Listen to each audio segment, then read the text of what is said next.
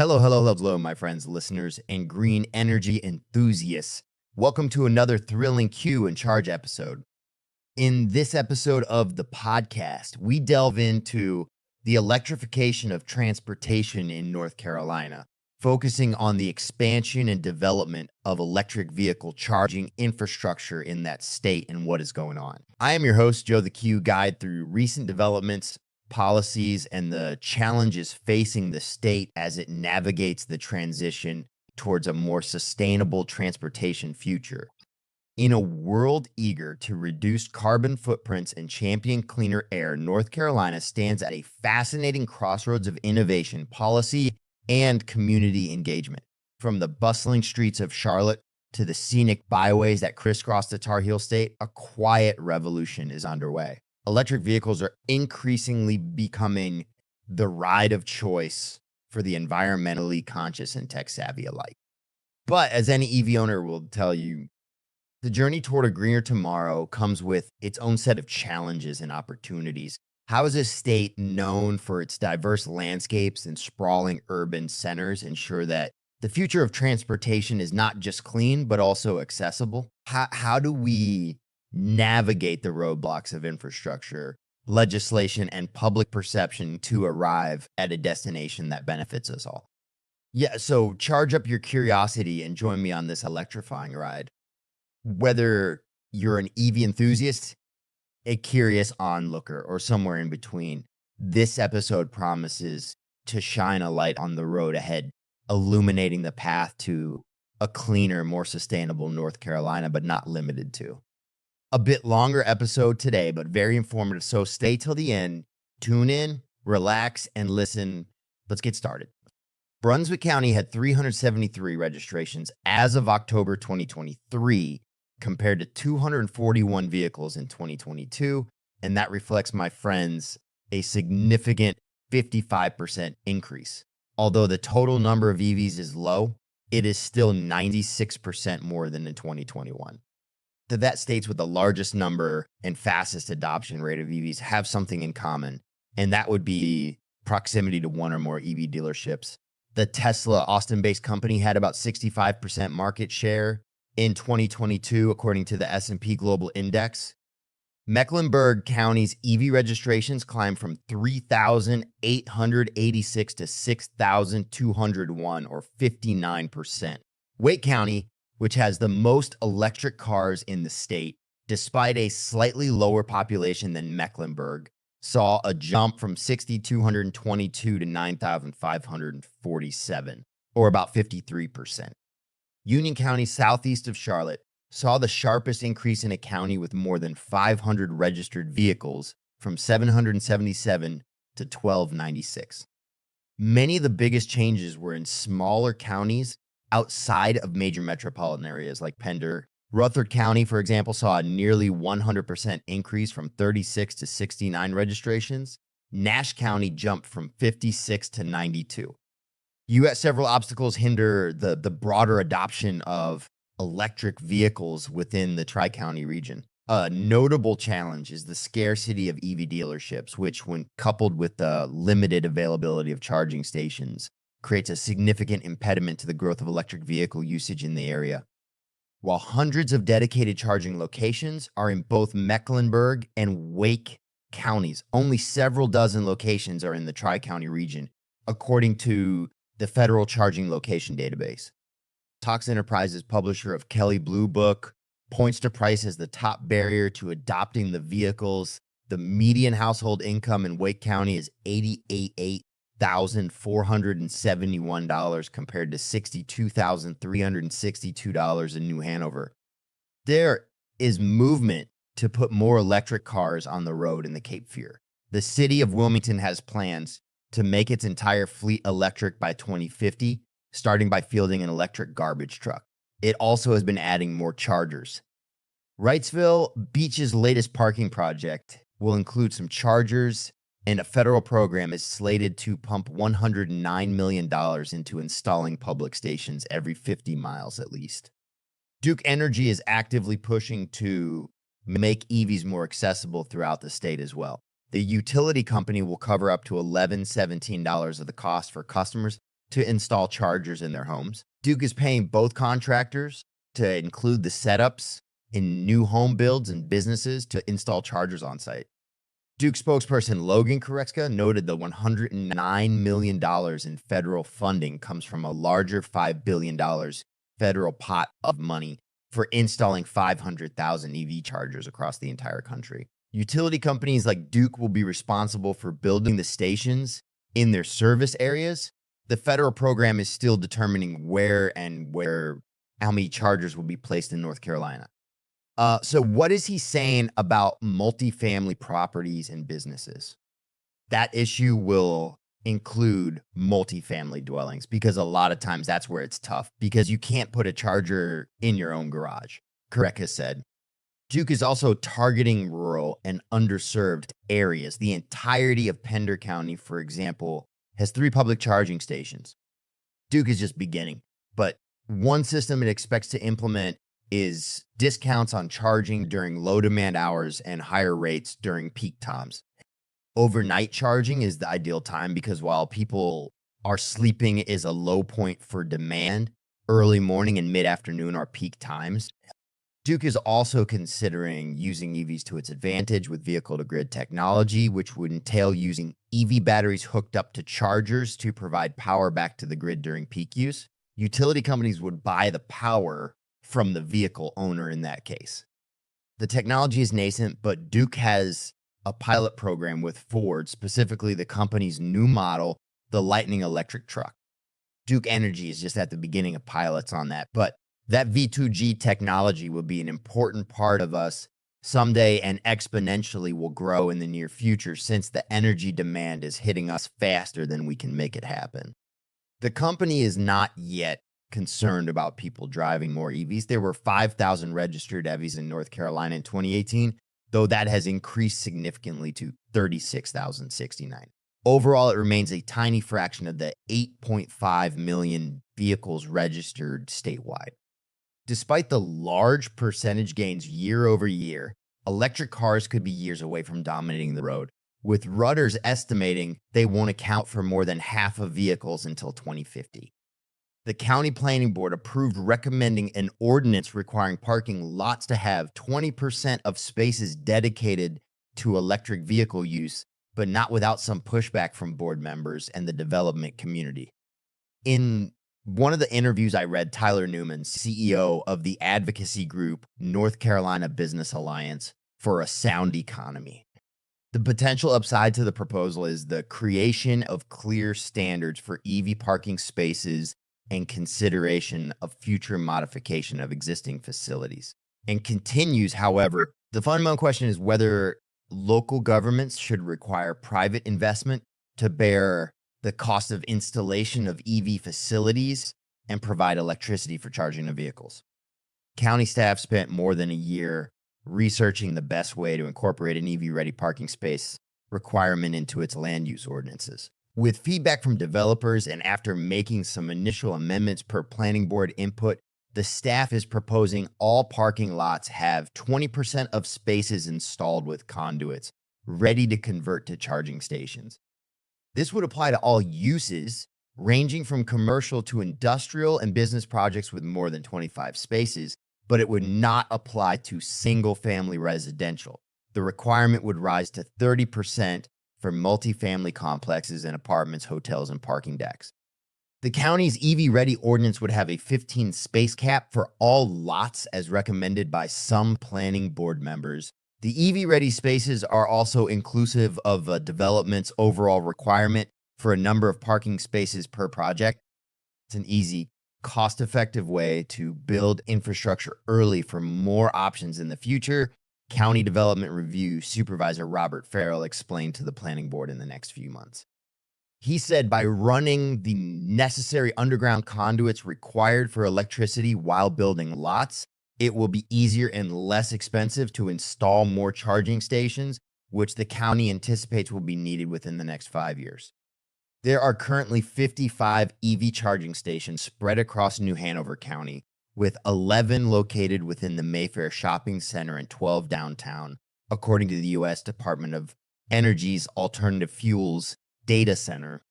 The U.S. Department of Energy recommends that the Wilmington area have 28 level 2 workplace charging plugs, 38 level 2 public charging plugs, and 5 public DC fast charging plugs by 2024. New Hanover County needs 7 more level 2 plugs and 2 more public fast charging stations to reach the goal. However, by 2026, the U.S. Department of Energy anticipates those numbers to more than double. The county staff led the initiative to add the ordinance as prompted by recent federal and state energy goals. President Joe Biden signed an executive order in 2021 for 50% of new vehicles in the U.S. to be zero emission by 2030. Word from our sponsor. So many questions and uncertainty, but all achievable. Just find the right partners that will provide that help. One of them is HuCharge out of Dallas, Texas. Simply visit www.qcharge123.com. So we suggest you simply download their app today, QCharge. Powering your journey one charge at a time. Let's keep this show rolling. In 2022, Governor Roy Cooper signed an executive order establishing a state goal of at least 1.5 million registered zero-emission vehicles in North Carolina by 2030. Knowing the impact these orders will have on the market, the intent of this amendment is to make it as easy and cost-effective for property owners to install EV charging stations in the future when it becomes feasible and necessary. County Senior Development Review Planner Zachary Dickerson told Port City Daily, one of the goals of this amendment was to get ordinance requirements on the book, and if we need to adjust those down the line, we can certainly do that. Planning board members had mixed feedback, and here's some of them just to give you a bit of a picture. I, for one, am happy to see staff and the county trying to get ahead of the problem when all we do is react to problems, said planning board member Clark Hipp, owner of Hipp Architecture, at a November meeting. He compared it to ADA accessible spaces, which were not regulated until the 2010 ADA standards for accessible design released guiding minimum requirements for constructing accessible parking spots. And let me tell you, those ADA compliances can really hurt you if you are not prepared for it or planned in time. All this should be fairly known by the professional companies offering services of selling the equipment and installers. The best way is to go with a turnkey company solution. Planning Board Vice Chair Colin Tarrant was the first to bring up a meeting that a large project could result in excessive EV stations if a cap were not instituted. For example, a 600 space project without a cap would result in 120 EV-ready spaces, more than the county needs and an added expense to developers. Chair Jeff Petroff agreed. The discussion on the percentage and the cap is warranted, he said in October. This could absolutely change in a couple of years, and this document will have to change, but hopefully the market responds and this ordinance can go away. In other words, Petroff alluded that EV cars will become the norm and the planning board won't have to require them.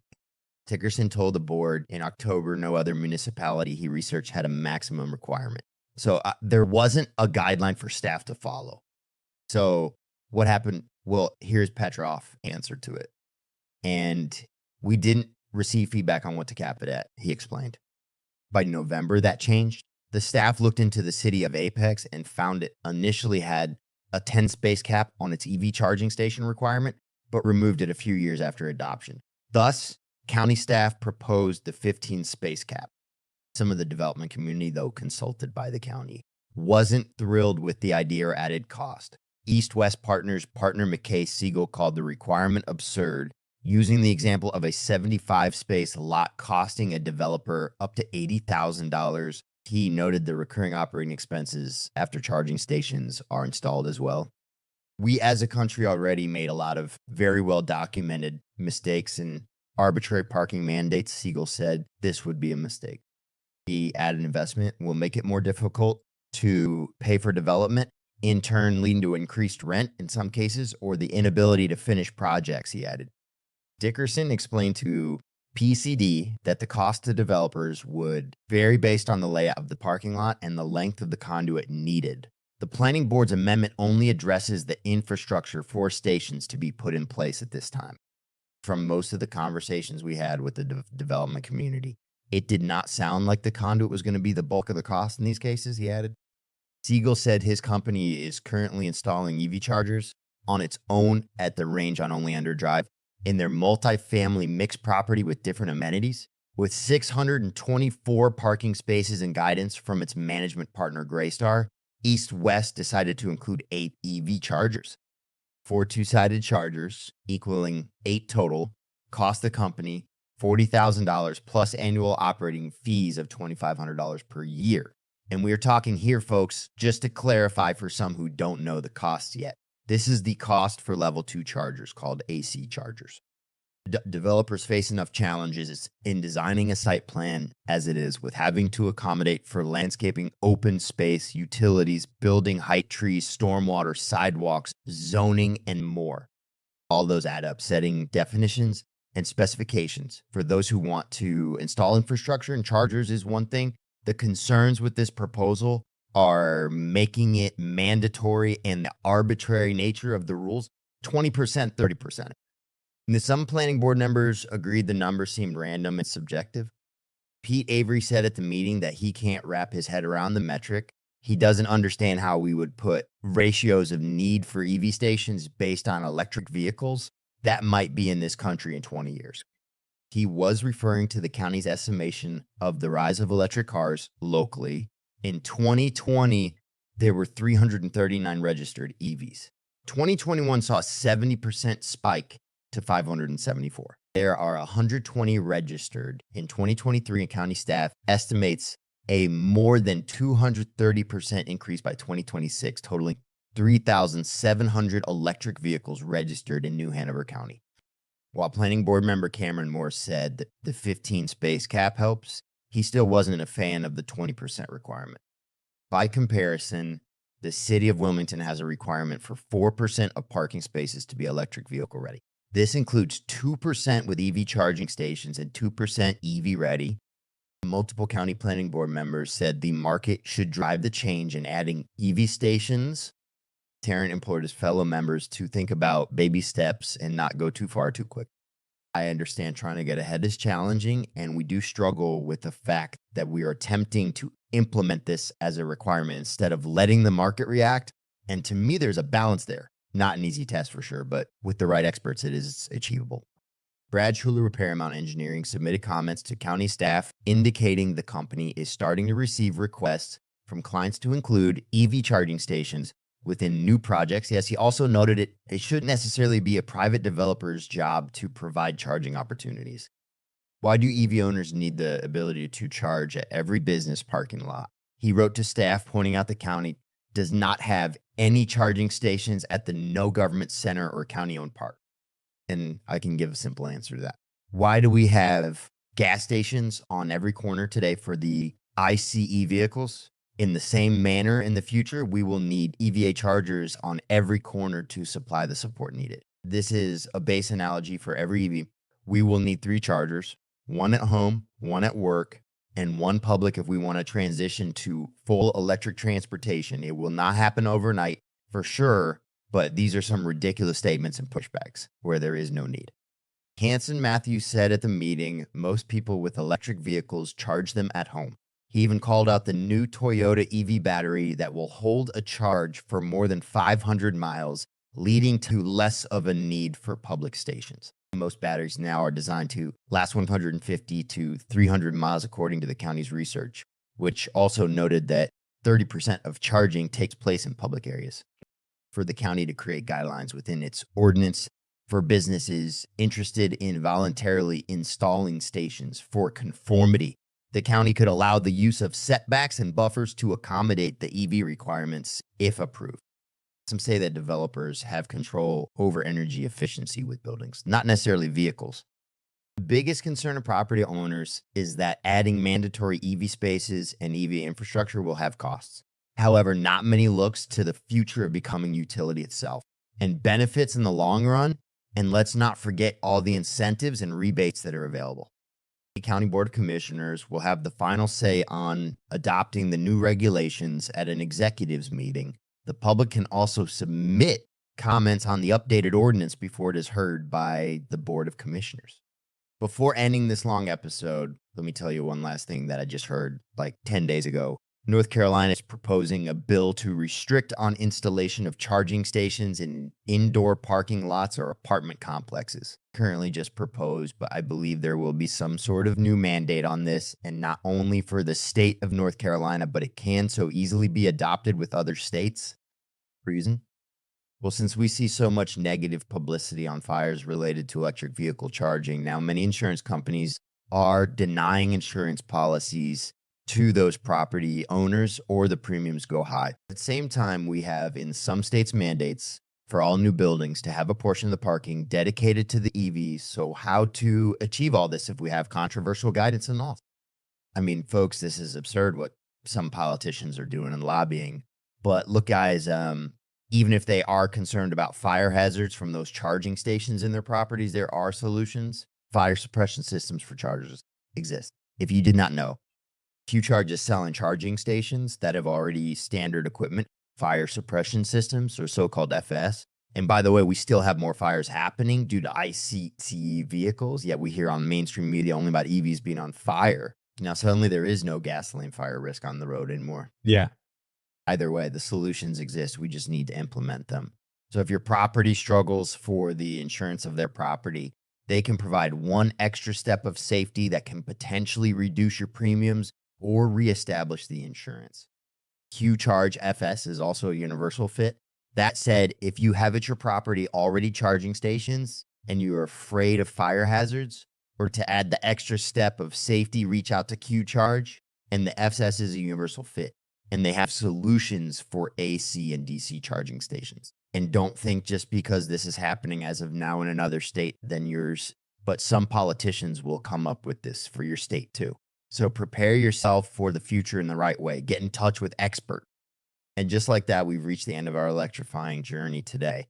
I hope you're leaving this episode charged with new insights and a spark of excitement for the electric future unfolding right before us in North Carolina. As we've seen, the road to widespread EV adoption is paved with both innovation and challenges. Yep. With every charging station that lights up and every policy that supports cleaner, greener mobility, we're driving closer to a sustainable future.